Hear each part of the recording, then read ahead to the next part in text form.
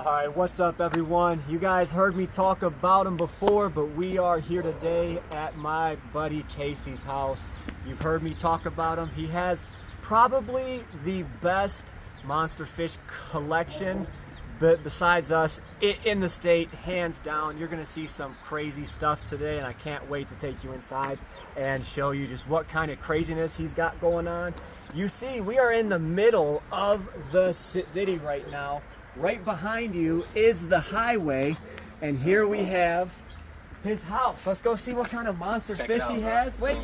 We got my boy Casey right here. Some of you guys might know him, but you're going to get to know him a little bit more in this video. Let's go. Check it out, bro. Already? Alright, this, for starters, this reminds me of the old times. You know, back on 87th, we had the fish garages. And you know, you'd always open up that door and bam. So let's take a look. What do we got here? Look at this beautiful super white cross. That is a gorgeous ray. Now, you know what? I might have to try and convince him to see what I'm going to take home today. You know, he's going to have his grasp on it, but there's going to be a lot of stuff that I see and I want. That is a beautiful, gorgeous ray. You got the albino black diamonds. I know he took a lot of time to find those. He's got the little baby fly river turtle. Look at that little cute thing. Remember a few months back we talked about it. He came in with a little bit of shell rot. We got him right, and he's been healing up. So I don't want you guys to think that that's something he caused. He's been healing them up. He does an amazing job with his monster fish. So something I seen on the way over here today. Go ahead and let him tell you about it. Well, I've had my my albino yellow base for a while now. So we got these guys right here. These are the albino pearls. Yeah, I've been raising them for about 2 years now, and like I said, I've noticed that she had a bunch of kickings in the back of her, and she was pregnant. And so she popped out today. What is that? 1, 2, 3 baby pups. That must be super exciting. When you come out, you see them little discs going throughout the tank. You're like, yes, hell yeah. For one, it's a way to give back to, you know, the hobbyists for, you know, putting up with them and them expensive ass food bills. I know you get it, all these rays that you have. How much are you spending it in food? At least $200. Easily probably about $500 a month. That is crazy, but I definitely believe it. So let's go ahead and see what else you got in here. You got some Fogo bass. Well, there's some nice ones. There's actually, oh, we got to pull him out here in a little bit. Got a nice little datnoid back there. You have a little stick or something? So back here is one of my favorite fish. That is a king arowana, an albino. Well, we've got the Tigris catfish, an absolute beauty. He is so symmetrical. That is a very, very clean Tigris catfish. We've got the Ureli goonch catfish. Look at him. You guys know that's one of my favorite fish in the entire world. I've got mine. He's probably about getting closer to 3 foot. This one here is probably about 18 to 20. Definitely a respectable fish. And he was just hiding back there in the corner. So you guys got that albino arrow up there. As we said, always got to watch your fingers coming in the fish tanks. They are always nippy. And this is everything just in tank 1. Now we go over to tank 2. What do we got over here? We've got some more rays. That's a big mama right there. That is actually a very beautiful female black diamond. I kind of like her. That's probably besides the albinos, that is probably my second favorite ray that you have. That thing is a looker. A super white cross mix. That is 1. That is 2. That is a very impressive ray. And then, of course, you got some other beaties back there. What is that white tail sticking out right there? Uh-oh. Is that an albino goonch? So you have the normal over here. And Casey also has an albino goonch. And yes, I must admit, and it hurts me to say this, but it is bigger than mine. Oh, but that is a gorgeous fish. He's got some beautiful coloring on him. He's got no what they call peppering. That's them little black dots. So he is a very, very nice quality albino goonch catfish. Then we've got this big boy albino arrow up here. Also looks very nice. Got both barbells on front. Everything else looks impeccable on them. Of course, you've got the drop eye, but even my arrows get drop eye. That is something very, very hard to not have an arowana with drop eye. And of course, you've got some more rays over here. What's a monster fish keeper without a abundance of rays? You've got your males over here. 2 males, actually. I'm surprised they are not nipping at each other a bit more, being in close quarters. I don't know the name of that one. That is a hybrid of some sort. You got that off of Brian, Correct. Didn't you? Yeah, they said it possibly could be a stingray biology ray, bred from Kevin. That's what they said. Possible. Kind of hard to tell, and not having the lineage on it. And then back here, we've got a marbled albino gar.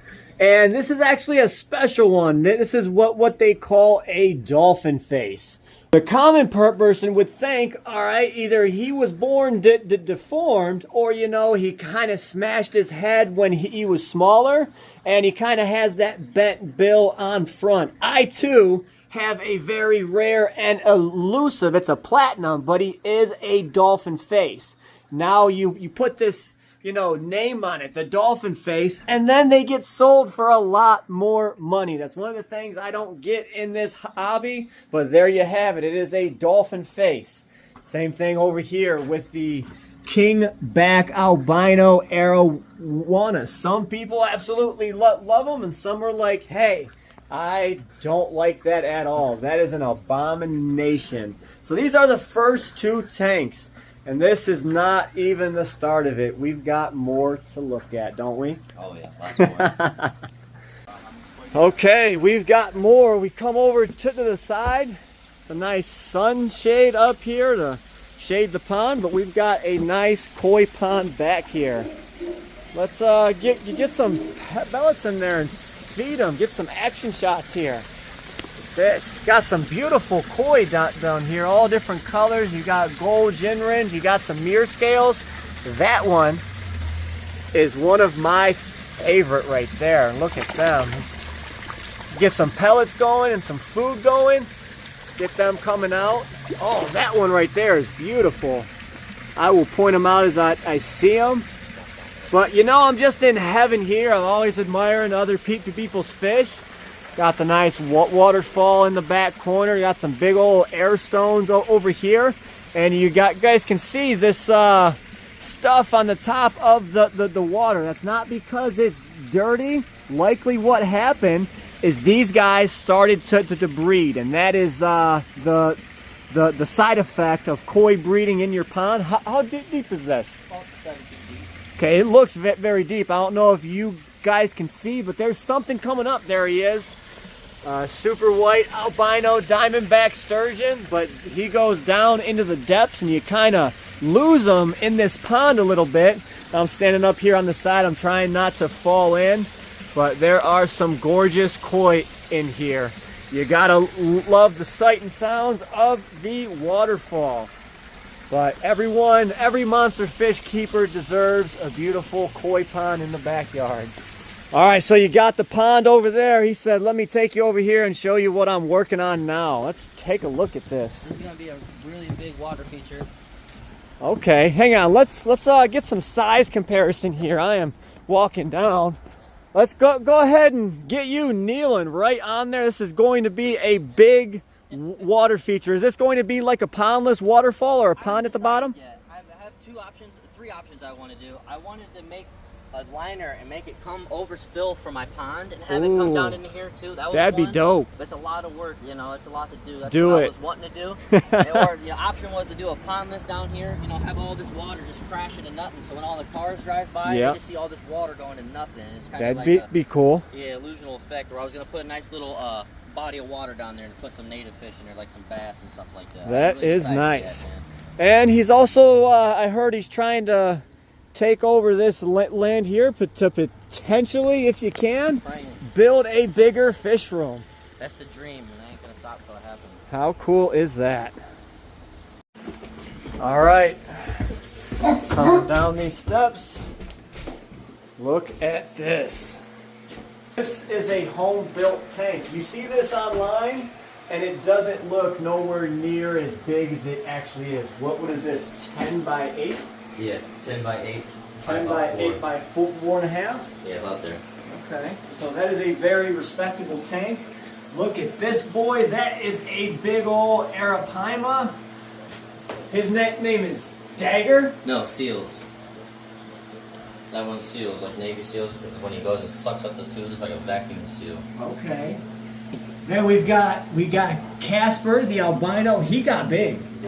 He got big. So we actually got him from a friend of mine, and Casey always wanted an albino gar, or a platinum gar, so I went ahead and passed the deal on to him, and he's gotten massive. That is impressive. I like him. That is a gorgeous fish.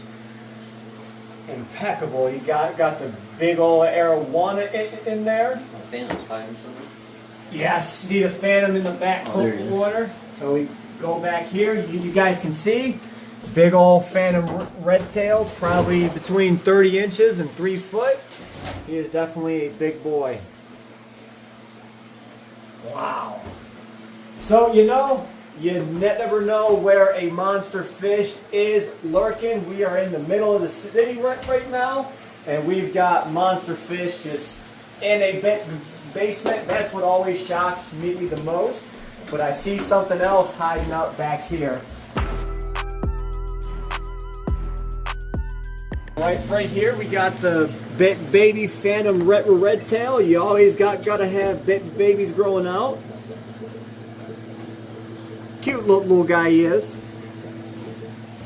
All right, now we got the Growout section back here. Check this out.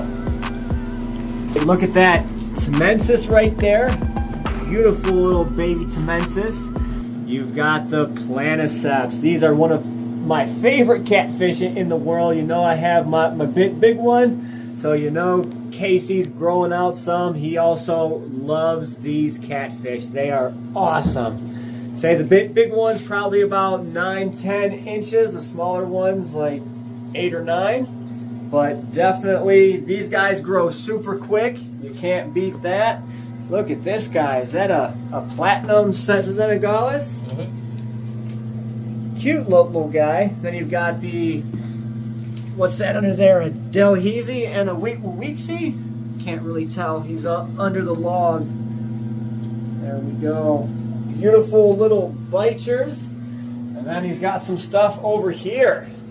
Got another phantom red tail. Look at him.